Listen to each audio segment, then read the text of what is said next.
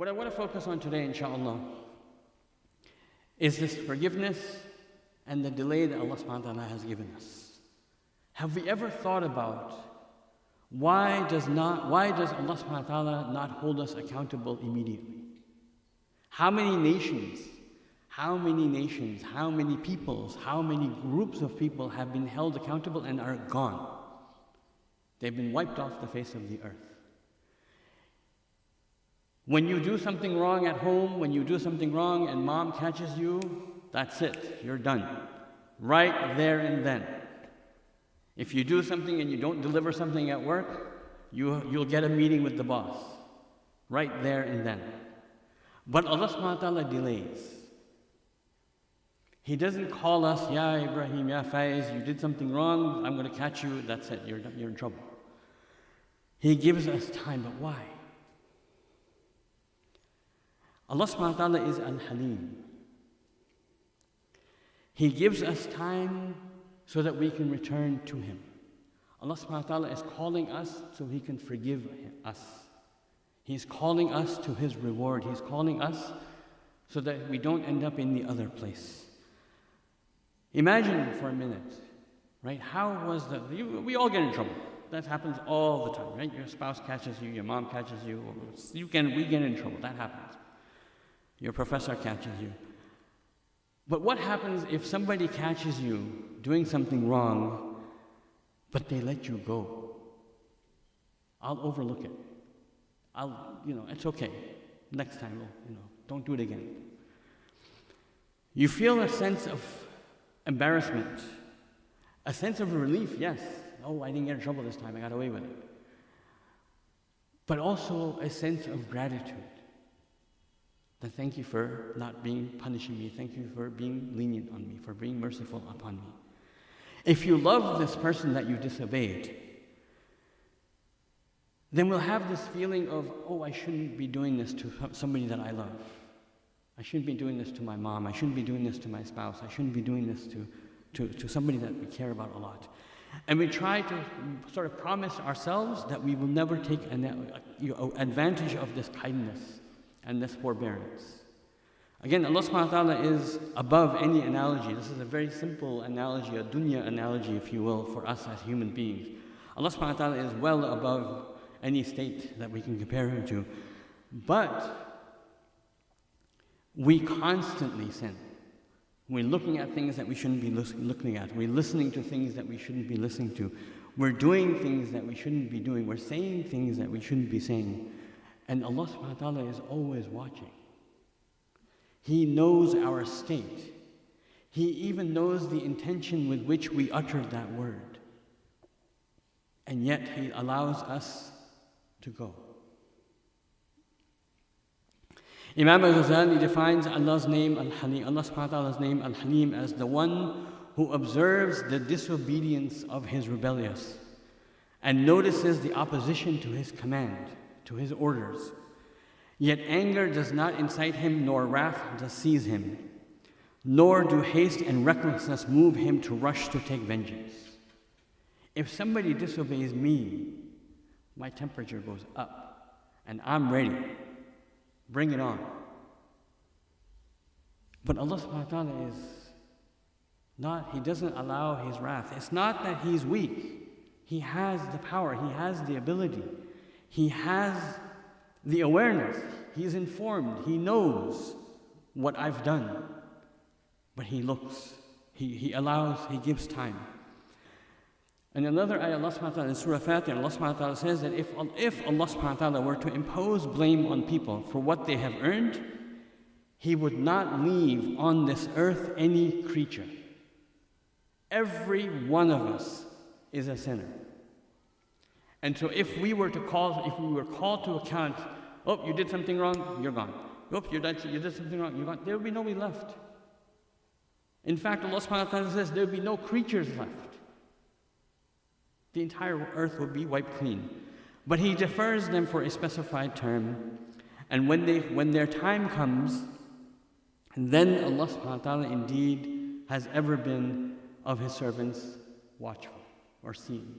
So when our time comes, when we meet death, And when we do stand in front of Allah subhanahu wa ta'ala, when that time comes, Allah knows everything that we have done. And we will then be held accountable for it. So then the question is, why does Allah subhanahu wa ta'ala defer? A human being could defer because he's weak, right? I don't have the ability to punish somebody. I don't have the means to make this punishment, to carry out this punishment. Or I didn't see it. So I wasn't aware that this somebody did something wrong to me. So I don't know, if I don't know, I can't act. Allah subhanahu wa ta'ala is Basir. He is the one that sees everything, and Allah subhanahu wa ta'ala is Al-Qawi. He is the powerful. He is aware. So He knows that we're doing wrong. He knows what we've done. He knows why we've done it. And He has the ability to act. Subhanahu wa ta'ala, but He doesn't act. And so how do we then appreciate this? How do we respond to this attribute of Allah subhanahu wa ta'ala? Allah subhanahu wa ta'ala is giving us chance after chance after chance after chance after chance.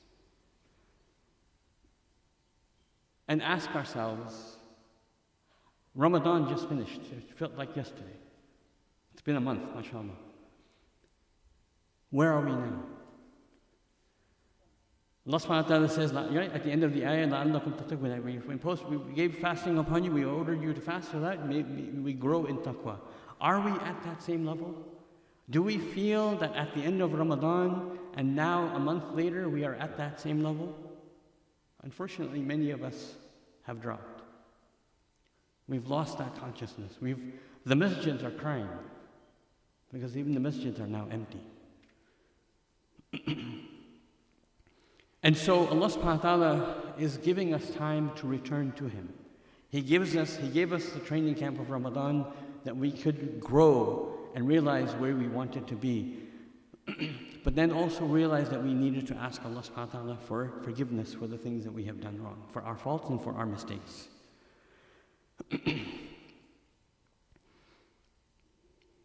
And this doesn't just apply to punishments.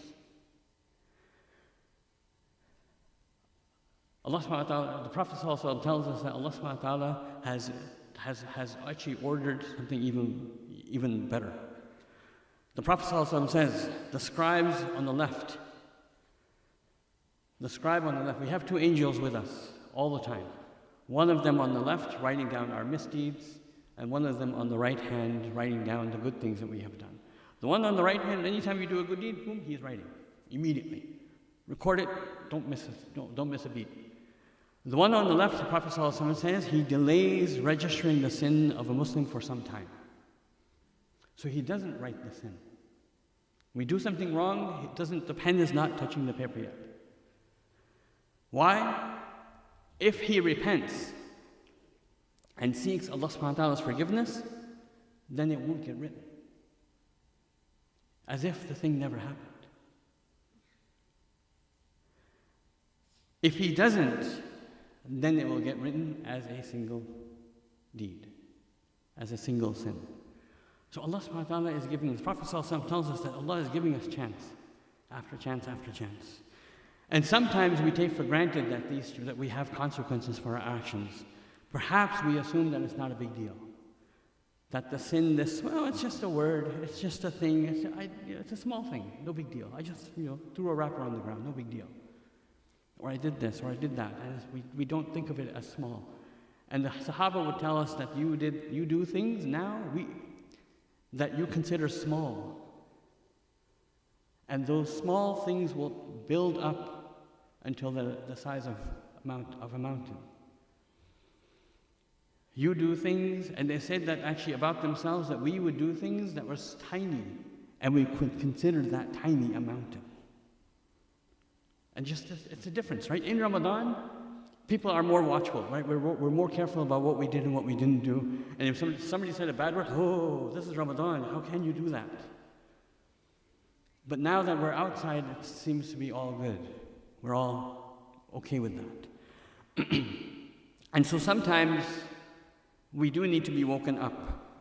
And we do need to realize that, this is a reality. The accountability in front of Allah subhanahu wa ta'ala is a reality.